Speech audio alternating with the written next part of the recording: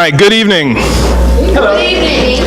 Thank you all for being here. We are very excited about this. This is Mission Emphasis Wednesday night, and part of what we are doing, part of what we are very excited about is how God is opening up new opportunities for us to serve, new opportunities for us as a church to find ways that we can share God's love and the gracious goodness that we have been given so that we have opportunities to share with others. In light of that, a couple of announcements. First, don't forget that we are continuing our drive to help those in Puerto Rico as well. There's a thing in the newsletter today and a thing on Facebook about in the church group on Facebook with all the specifics about how you can bring in things to help. Pat has a contact, and so we are collecting them. We will pass them on to Pat.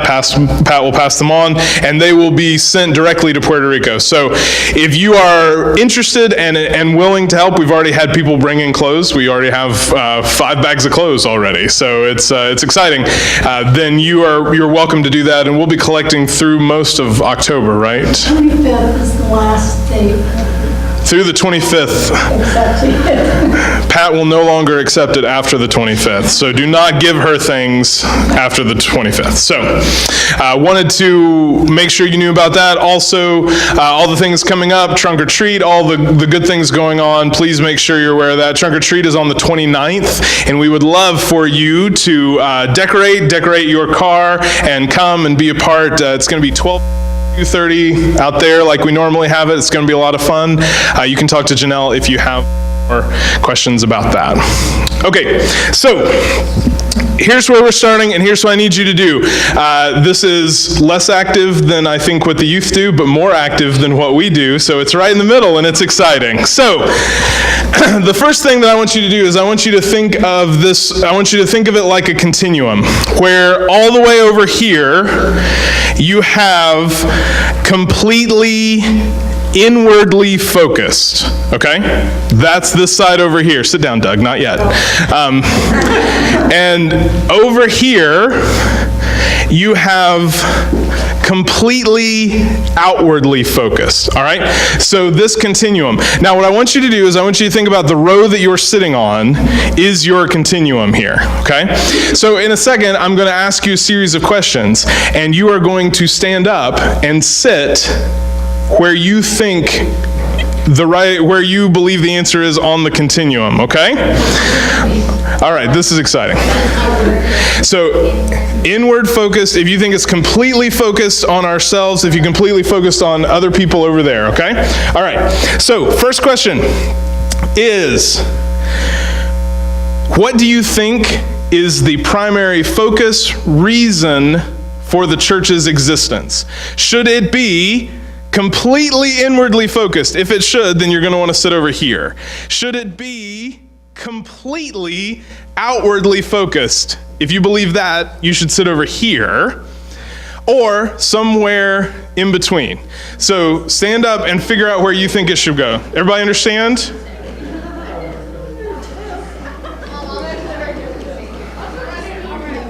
Staying in the middle. Okay. All right, you can sit where you are. Okay, why did you pick where you picked? Because Jesus. Because Jesus. Okay, so you're over here. So why'd you pick?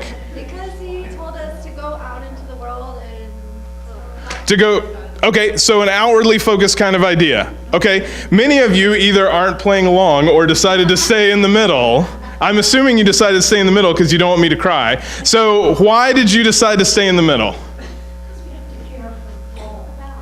It's a balance. It's both, right? Okay, Doug, you're more this way. I think ideally we should be more outwardly focused, but we have to build the body first. Okay. And so you have to take care of learning and growing and Okay. yourself and the body as a whole before it can reach out as effectively. Which is excellent. Kelly. I think that even when you're broken and you're not whole and everything's not perfect, that's when you could be the best message outward. Okay. I don't think we're saying separate things. I think we're looking at two different facets of the same sort of truth. So the second piece. Now this is real honest sort of talk time. if you didn't ask for anybody's verbal opinion, you didn't ask them to speak and tell you what they thought, but you only looked at how College Parkway Baptist Church spends its money, where would we fall on this continuum?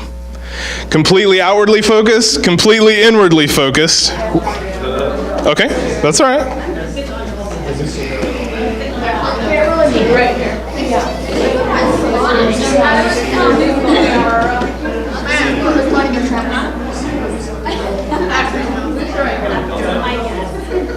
Okay. Actually, no, right here. Right. So that spot? Not there. Okay. All right. Why did you pick, now there's sort of a lean this way. Why did you pick the spot that you picked? Shh. You spoke about dollars, so I did a quick calculation in my head, and I'm probably maybe even too far right. Okay.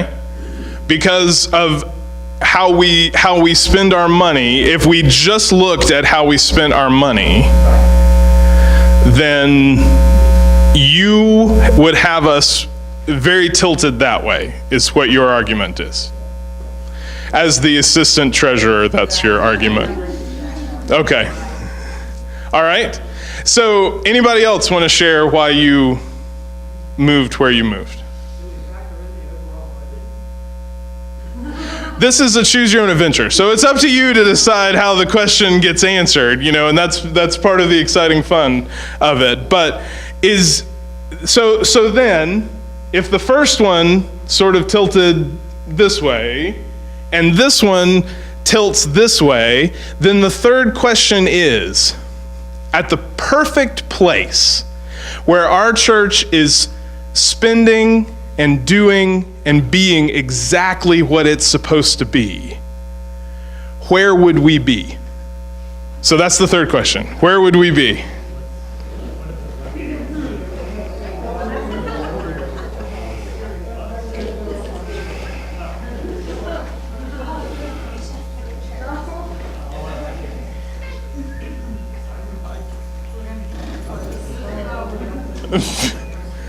There's a fight over there for who's going to sit. Where they're going to sit. All right. Okay. Now, why did you pick the spot that you picked? We started out over here. We moved over here.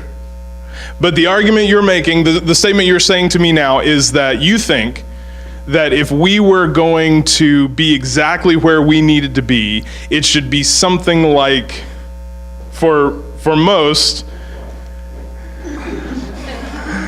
well, I was hoping you would do that. But yeah, that's, so why are you right there?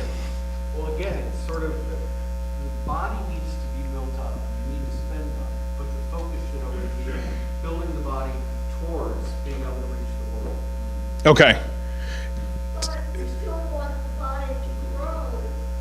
So that, but I don't, and that's, I want to make sure, Virgie, I don't think Doug is saying that we don't want the body to grow. We want to build it up, but not just for the sake of building it up so that we can all high five each other about what an awesome church we have, right? But we can high five. We don't want to just high five. We should high five about what an awesome church we have. Debbie. I have kind of stayed right in the middle because I'm right in the middle of the cross. Okay. Thinking because Christ, worked from outside, but he also took care of himself and focused his relationship with God. There was a balance. In his times, he, Yep. I mean, if you want to read it that way, that he was just all the way to one way or another. But he did take that time to balance out his relationship, his time alone, his focusing on himself, take care of himself. So this brings up a good point and sort of good streamline for us in that you can, and there are plenty of people who do all sorts of outward focused work and don't have anything to do with Jesus, right? There are all sorts of people who are very happy coming to the place they feel comfortable, sitting in the pew they feel comfortable, singing the songs they feel comfortable singing, thinking about Jesus for an hour, and then going home. The message of Jesus that I would argue for you and for all of us is that what Jesus does is invite us into a real encounter with God, and that encounter, that relationship with God, is what fuels our work. So it is not through our own power that we go and serve and do stuff, because our own power is going to fade out pretty quickly, right? It's sort of the second week of a diet or an exercise program or whatever. It's like, oh, yeah, maybe. So, but if your faith is focused only on you, then you've also missed the example of Jesus. So, our argument and who we want to be as a church, who we want to continue to be, who we want to refine ourselves so that we are becoming more and more like, are people who are so empowered, so moved, so impacted by the experience we've had with Jesus, that we can't help but go out and love. We can't help but go out and serve. We can't help keeping the message, we have to tell other people. And not just in sort of some of a, evangelistic, come turn or burn sort of way, but in all the ways that we see people in their hurt and in their woundedness and in their need, and we find that we can meet them there, and it's not us that meets them there, it's Christ that meets them there.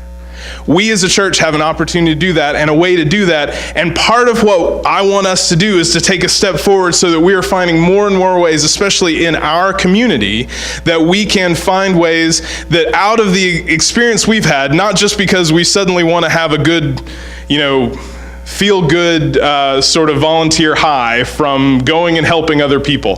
This is because of what Christ has done for us. We can't help but go out and share with others.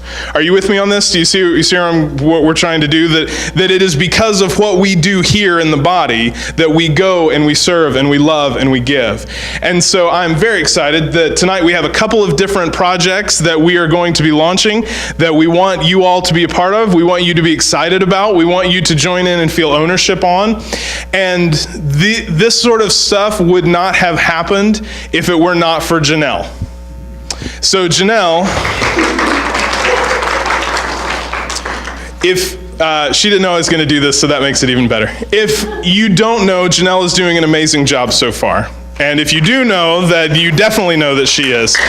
And almost everybody clapped, so that was good right there. Yeah, but we asked Janelle to come work with our students, our youth, and our children, and our college-age students. But Janelle's passion, one of Janelle's most passionate things, is serving those who are in need, and she can't help. And I said, secretly, that's why I wanted you to come, because you have that passion, you have those contacts, you have those opportunities, and so she has brought them with all of the other gifts and abilities she has brought. So she's going to share one, and I'm going to share one of some of the things that we are doing as we answer the question, what do peanut butter and toilet paper have in common?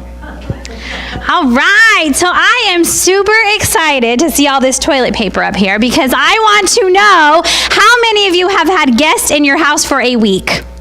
Raise your hand. And how many of you have realized how much toilet paper you go through? Yes. When you have, yeah, exactly. How much toilet paper? I think my college-age son actually, when he comes home from college, steals toilet paper because I cannot believe how much toilet paper we go through. Well, so talking about toilet paper and talking about 1 week, we have an opportunity, and Patrick will hit on the peanut butter, but I'm hitting on the toilet paper. We have an opportunity to have guests for 1 week.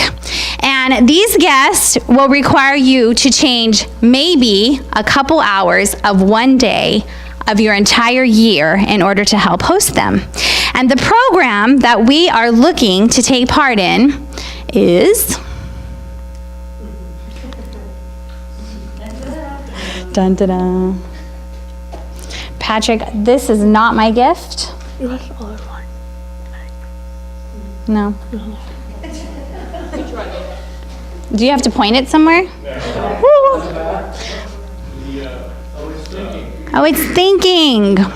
Well, it is called Winter Relief. How many of you have heard of Winter Relief before?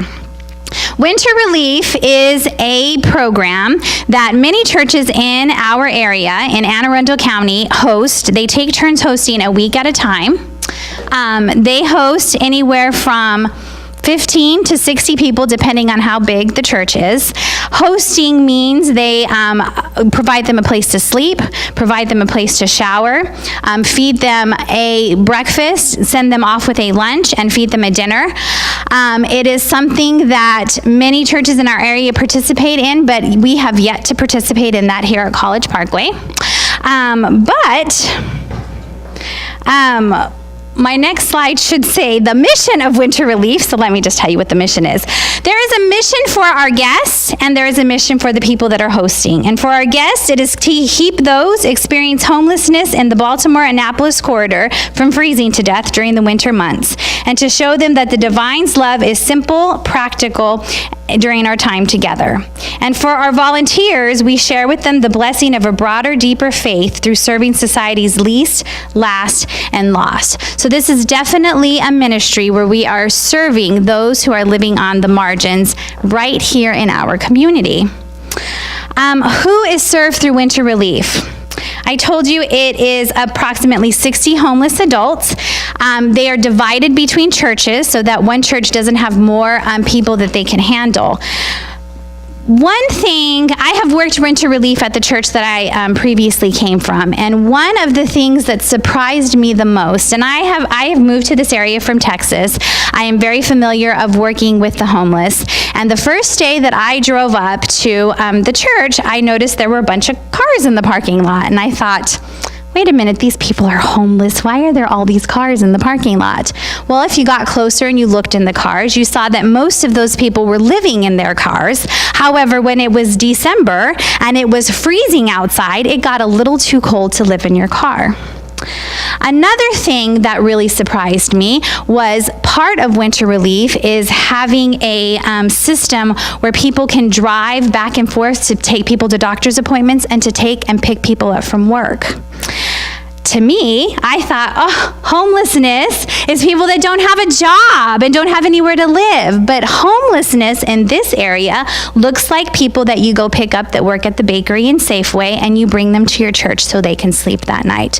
So homelessness through this Winter Relief program looked very different from something that I was used to. Now, that is not every single person there. Everybody has their own story. There are people that are dealing with alcohol or drug addictions, and they do check everybody who stays. They have to do a breathalyzer. If they have to follow rules, and if they cannot, they have to be asked to leave. But there are people dealing with mental health issues. There are people that are disabled and unable to work. It is just a multitude of people that you are serving.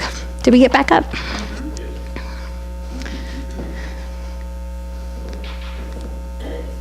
Except it's not moving. Oh, there we go. I already talked about that. Yeah, I know, it's really little.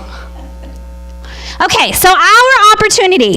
We decided not to completely overwhelm you and take off a big, huge chunk of something that maybe our church wasn't sure we could handle yet, which would be trying to figure out how to manage preschool and sleeping people and showers and all of that. So we reached out to our friends at Cape St. Clair United Methodist Church. It is a very small church in Cape St. Clair, and they actually host 2 weeks a year, which is, to me, quite impressive for a church their size.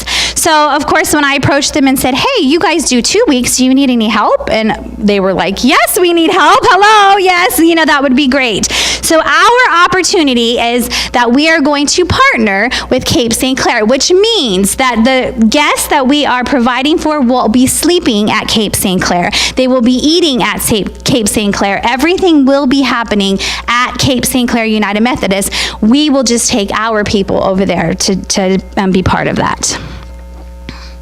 So what does this mean, and what does this look like, and what am I going to ask you to do it? Well, our week that we are helping Cape St. Clair is November 13th through the 20th. We will be partnering with them, which means we now have an opportunity to serve in this ministry that we have not had up until this point. we have said that we think we could be willing to cook, serve, clean up dinner for 3 days out of the week, and our days are going to be Tuesday, Wednesday, and Saturday of that day. So that will require you to get a group together, and we'll talk about that in a little while, exactly what that looks like. Purchase the food, plan the meal, cook it either at our kitchen or your home, and take it to Cape St. Clair. Feed the guests that are there, eat with them, talk to them, clean it up, and then head on out. We have also said that we could do breakfast and lunch on Saturday. So that means that Saturday would be breakfast, lunch, dinner, and chaperones, because we will already be there. During the week, the guests leave campus, but on Saturday and Sunday, they stay there the full 24 hours unless they need to go to work. So they need chaperones that want to sit there and watch TV, play card games, just hang out, get to know people. And we've also offered to bring in collection of items like toilet paper, because Cape goes through a lot of toilet paper, a lot of paper plates, a lot of paper towels, plastic baggies, those types of things. To make all of this happen, that we have said that Patrick and I and Pat have sat down and said, I think this is what we are able to do. It will take only 30 people. And 30 people in our church, I would say we might probably even have 30 people in here right now. So I think we can do it, guys. What we will need... You definitely did not hire me for this type of thing. I don't know what happened there. Okay, so what we will need is 3 meal teams. So we will need a meal team for each of our 3 days. That will be about 6 participants per meal team. And we can get you this information written down. You don't have to memorize what's up here. I actually already have a sign-up genius made that will be available if you want to sign up tonight. We'll also start putting that link out on our digital newsletter, so you will be able to open it up and see what the needs still are. But a meal team consists of 6 participants that are willing to plan and then divide up how they will purchase and cook the meal. And that will be for Tuesday, Wednesday, and Saturday evening. We will need 1 breakfast team. So if you like to cook breakfast casseroles or something like that, they would like a hot breakfast. And that would take 4 participants that are willing to purchase, plan, cook, serve, and clean up. We will need 1 lunch chaperone team, and I'm really hoping to get my youth super excited about this. I think that we can split our time, and we can cook lunch, and we can serve it, and we can play some of our favorite games that we like to play, and see if any of our, and you guys are nodding your heads over there, and that makes me so excited. They're leading the way here, people, right here in the front row. And we'll probably need a couple other adults to come in and just help us manage that day. And then we just need donations. And so when we break it up into the pieces, and when you get the link and you see the sign up, you will see how we're looking for a captain for each cooking team, just somebody who could, organize and get your crew together and get them excited and do a cheer and all that fun stuff. But you don't really have to do a cheer. I will do a cheer with my group, but we don't have to. But 1 captain just to organize it, get your team together. And we're feeding, they said in November, they typically have between 11 and 18 guests. It's not a heavy time because it hasn't quite gotten so cold yet in November. So if you're feeding the guests, and you're feeding those who are helping, and you're feeding the chaperones that are already at Cape, we're looking to cook for maybe about 30 people. So if you think about getting 2 families together, you can put your resources together and cook a meal really easy. And there's just one more thing I would like to tell you, and this is just from personal experience. This type of ministry is 1 week. We will see these people. You might see them for a couple hours. There may be some people at Cape that are volunteering the whole week, and we'll see these people for 1 week. I really want to set the expectation of what an outreach like this looks like, because I think if you don't do that, people end and they feel disappointed. So this is not a Lifetime movie. We don't show up and feed them, and guess what? Their life changes and they're suddenly better and they have somewhere to live, and we have saved the world and we can go pat ourselves on the back. This is real, folks. And this is messy, and this is complicated, and this is uncomfortable because you will go and you will sit down next to somebody and they won't want to talk to you all the time. Some people will. Some people are embarrassed. Some people know they're going to see you for a couple hours and you're going to leave and have no desire to share anything personal about their life. Some people will. You'll be surprised. There'll be somebody that'll talk your ear off and won't even leave you alone. If we go in with the expectation that what we are doing is providing a safe place for 1 week so that people do not freeze to death, so that people are fed, so that people have something to drink, and we say if we could do that, we are successful. If we set that expectation for this particular ministry, we will all succeed at what we are doing. Because it is as simple as I was hungry and you gave me something to eat, and I was thirsty and you gave me something to drink, and I didn't get anything back. I didn't get abundance of love from you. I'm not expecting anything in return. I just know that your basic needs were met, and that is what this ministry is about. So, before I pass on to Patrick, we have a video that will open your eyes to kind of what our next ministry is that Patrick is talking about. And I will have my computer here at the end if you would like to come sign up for Winter Relief. If you want to go home and talk about it, talk to your classes, your families, your Sunday school, that link will be available from now until it is full. And you will hear more from us about that. So here is our video.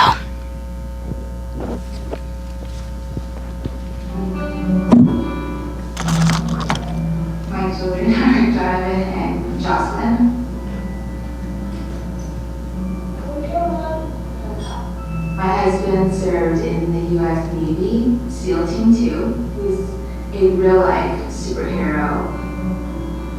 We met working in the same place, and we had an instant connection to comic books and to reading.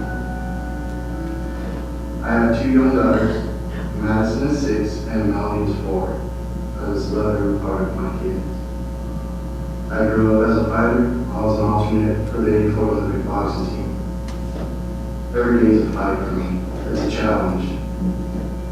We lived the American dream of the white picket fence, the boy and the girl and the dog, and then the recession hit. The new face of hunger represents people that you and I would never dream would be faced with the situation. 1 in 5 children in America are food insecure. I had a mild heart attack and I have to eat certain foods, so it's kind of hard to balance things out with my children. It hurts to even think that my kid would go to bed without having a meal in her stomach. My husband went into the hospital thinking he had an anxiety attack, and within 30 minutes of him being there, here he is, gone from our lives. And we have had to go back into that food line. Food for young people, they don't really think about it, it's always supposed to be there. Because they're hungry, they oftentimes will lose out on other opportunities. They have a hard time paying attention and focusing. Their education is at risk. My mom lost her job, and for a couple of days she didn't have money, so she couldn't buy us something to eat. It felt scary. We don't have that much money. Sometimes we're running low on food, and it makes me feel like I'm weak. It's hard for me to focus, like I can't really do anything. And we go up to the food pantry. At first, I thought that going to a food bank would be something that I wouldn't want the public to see me there. But when I got there, the people in the lines were no different than myself and my children. When we walk in, we feel like they're family to us. It makes me feel proud and cared about. They're just always there.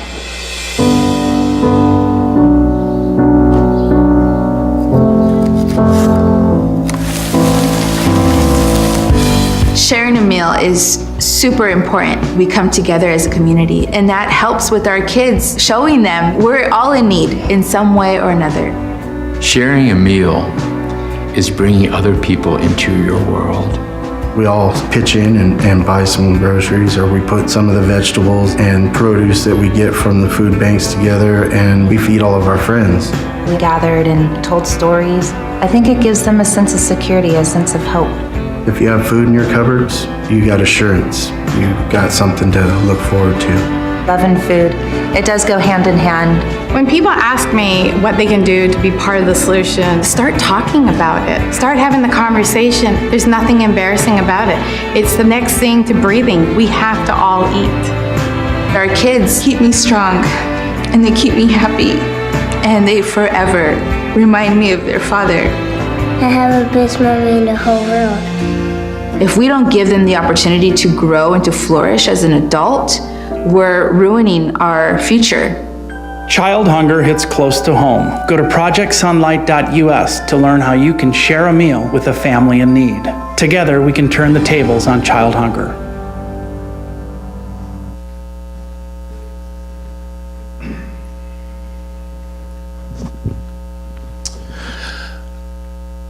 So, start of 2017, I started praying on my own about opportunities that God would open up for our church, opportunities to serve, and especially serve in our community, not even knowing what they would be. As these have popped up, I had to laugh because it is very much a God thing. Because as one of the families who has been visiting for a couple of months said to me the other day, not in a negative way, but said, "We eat a lot around here, don't we?"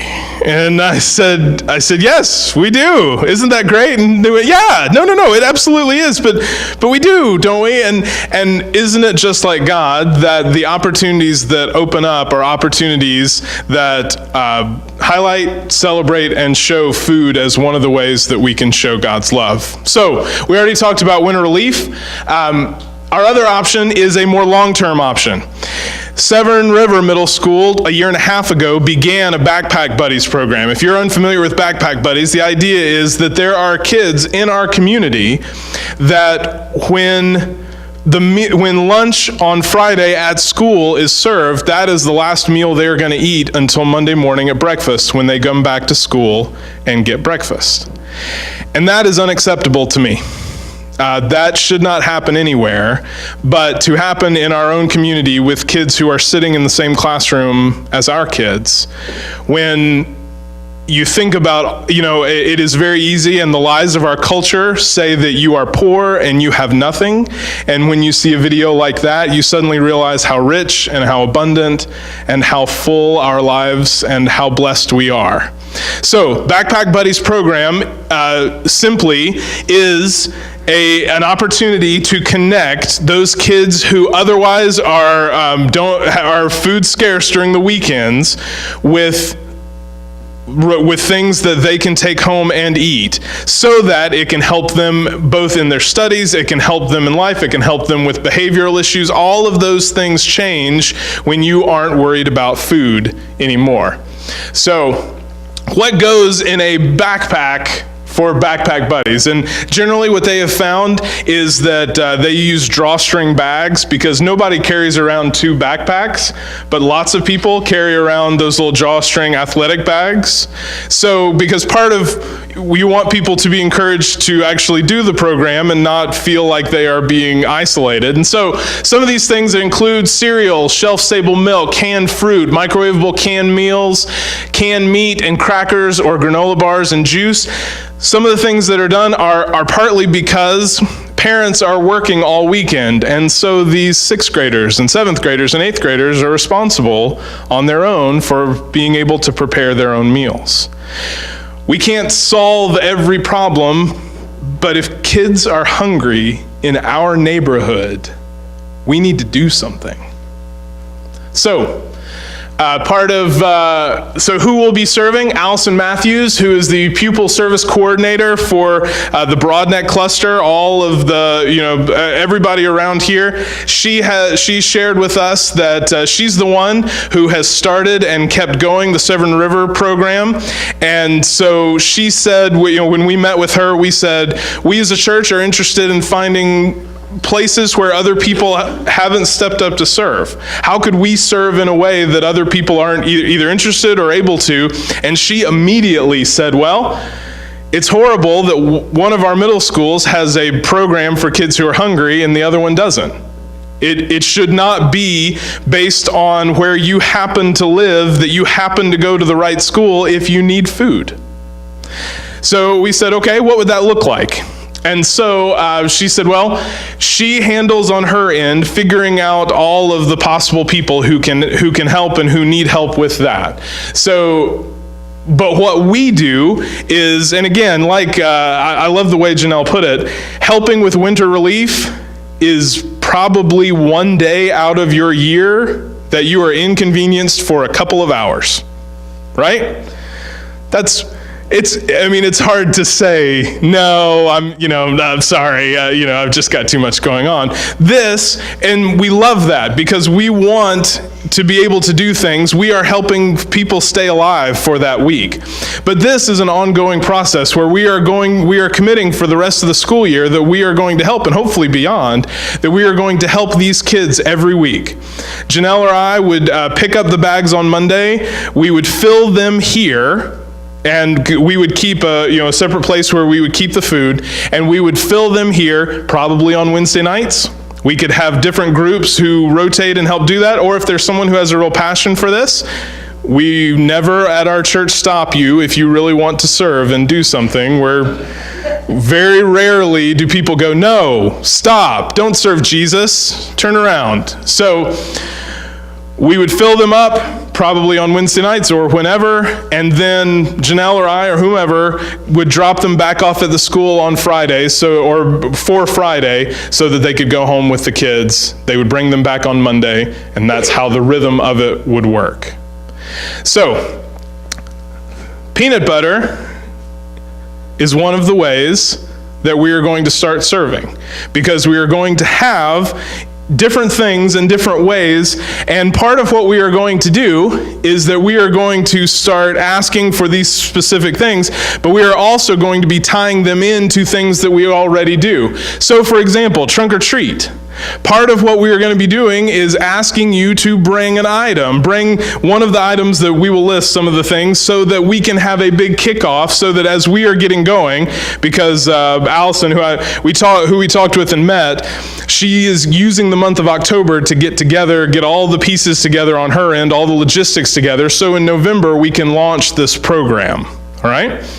So we want to be able to bring in a lot of things and bring in a lot of items so that we're ready to go. And trunk or treat is our next big thing that we are doing, and how easy it would be for us to bring in a couple of things, and suddenly we're off to the races, right? But this also doesn't have to just stay here, right? Because there are all sorts of other groups that you are a part of, other groups that may want to help. Whereas, when we talk about really churchy things, there are some people that are put off by that, but these are kids who are hungry. I hope you are hanging around with people that are motivated and moved by that. If not, you need to think about the people you're hanging around with, right? So if there are other groups that would want to help, would want to contribute, would want to be a part, then that's definitely what we would want and would welcome that. So, yes? Can I just throw out there too a challenge to my younger students here? I've had an experience with this in the past where I had kids take to their classrooms, their soccer teams, their clubs that they belong to at school, and you guys could go out and start it in the groups that you already are in. So I want you to kind of let that sit in your head for a little while. See how that feels in your heart. We're doing a food drive at Seven River already, and it's like for gym and fitness and our team sports. It's if you bring in like 3 canned foods, you can get out of your warm-up lap or something. So Severn River is already doing this and finding ways that they are being creative about bringing in food. It's the same sort of thing that we are looking to. Now, part of what we want to say is that we are not trying to replace or shut down My Brother's Pantry and our outreach to that. But honestly, My Brother's Pantry is not an ongoing every week sort of thing that we do. We focus really hard for about a week, not even that. And then it is a while before we come back to it. What we want is for something that we can build off of that, continue to support and celebrate My Brother's Pantry, but then take the next step and build a more relational sort of program that we are working where we are able to help kids. So, those are the two ideas. Those are the two things that we are looking at, is this sense of, the sense that we are going to help in a very specific way and help at one time with winter relief, but then to also have a different type of ministry that we are doing where we can be building a relationship. And what they have been able to do at Severn River has moved beyond just backpack buddies, and at some point we can talk about some of the other pieces that they have been able to do, but this is very much a starting point for some other creative kind of ways that they can help minister to and meet needs that are present in our schools. Tricia? Is there a flyer that we can have? Because I can take it to my job and see if people would be willing to donate the food items, and therefore I can collect it all and bring it to you. Is there like some type of, because I can't just be like, hey. Absolutely. We can make that happen. If you could come and speak to Janelle afterwards, she will, anybody who's interested in that, if you'd come speak to Janelle, she'll make sure that, obviously we'll have it available for everybody, but we'll try and make sure specifically the people who asked for it, that we're able to give that out. Melissa? Is this something where, like, every week we could pick up an extra box of granola bars, and so that's like our contribution is that That's... family's got their granola bars, so that's what we do for the season. That is part of what we are trying to imagine and envision it could be, that, grocery store, $2 extra. All of us spend $2 extra getting one thing, and suddenly we're cooking, right? Linda? I'm just curious about the number, right? Do we know how many bags a week it is? So Allison is working on that right now. She has sent out she's in the process of sending out, because not only, it's schools and it's paperwork and it's bureaucracy and there's navigating through all of that, and the parents have to agree that they are willing to be a part of this process, and that has actually been a problem at times. So at Severn River, they serve about 25, they have about 25 bags that they put together every week. Allison said, I think it would be around there. She said, obviously, you don't know for sure, but I think it would be around there. We're not talking 200. We're not even talking 100. We're probably not talking 50. So we are trying to be very careful and wise about what we commit to, but also we don't want to commit to something that's too easy, right? We want to stretch ourselves a little bit too, because there is real need and there is real hunger, and it's not really stretching ourselves to pick up an extra thing of granola bars or to bring something to work. All of these are great things that we need to be doing, but we can all be doing them together, and all of a sudden we're making some real headway. Or maybe every family just takes home a bag and then fills their bag and brings it back. There's also, we want all of those ideas. So any of that kind of stuff you have, please do share with us. Patty? If people would rather donate money Yes. to buy the extra supplies that we need, particularly for that week or that we're out of, like mandarin orange juliennes or whatever, who would they donate that to and how? We will have all of that information for you when we set it up. Corey's not here, and I don't want to speak for him on that, because I may make his eyes go real big and get real scared. But we will find a way to make that work. That is not. All of those are details that we will have, and we will specifically have spelled out for everybody so that can happen. So these are the two big ideas, and we specifically set aside a Wednesday night time because we think they're that important. And we think that they are that critical to part of how we live out our faith, that it is not just living over here, but it also isn't just doing stuff for the sake of doing stuff. Because of what we've been given and because of what God does in us, we can't help but want to give and serve and share with others. All right? So, be looking for more information. If you have more specific questions, we would love to hear them. We will be obviously trying to figure out how best we can serve and how best we can roll this out. Pat and the missions team is working with us as we are all figuring out what it's going to look like and how we're going to do. But we are very excited about this because we think God's opening it up for us. And what an amazing thing that we can do to help serve those who are most in need. Janelle has the sign-up Genius for Winter Relief, so if you already know what you want to do, if God has just been pressing on your heart that you are going to do that before you leave, just run over, knock your neighbor down, and go see her. We have items to bring in before Wednesday night. Where do we bring them and put them? If you have some of these sorts of items, you can bring them to the church office, you can give them to one of us. If you give them to Pat, you can find somebody that looks responsible or me, and then we can, and we will get them to the right place. Melissa. Yeah. The Wednesday night that we're doing at United Methodist, Yes. are we going to do like our Wednesday night supper there? No, we're not going to do it there because they don't have the space for all of us, but we will, I think we talked about double cooking that day and then taking that food down there. So there will be people that will do the double cooking and then some that will just transport it. So that's kind of what we talked about. That's part of why we picked Wednesday, is since we were already making, the determination was it might be easier to make a little more, especially on that night, so. The Tuesday, if you want to cook in the kitchen, it's available, or if you want to cook a couple at your home, that's whatever team you form or whatever, that's up to you, but we'd like to know. And then on Saturday as well. Yes. So just, make sure you know. So we're around. We are able to answer other questions. We've run a little bit long, so we're going to wrap it up. Thank you all so much. I want to, real quick, if you don't know, please pray for Sarah Denane. She either fractured or broke her left wrist yesterday. So she was reaching across her desk. Is there a meeting here on Tuesday?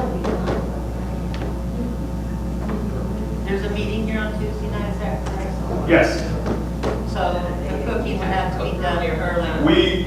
We can navigate through all of that. Yeah. It's 1 week. So for 1 week, we can figure all those pieces out. We're excited to, even if we contact the AA people and we navigate with them, they've been very good for all of those things. So please do pray for Sarah. We think it's just a hairline fracture, but it's fun and exciting times in our house. So. She was reaching across the desk. She was reaching across the desk for papers and heard something pop, which sounds gross, and it is gross. And so I said, how violently were you reaching across the desk? And, she's in a splint, so she didn't think it was funny. So, okay, thank you all. Let's have a quick word of prayer before we go.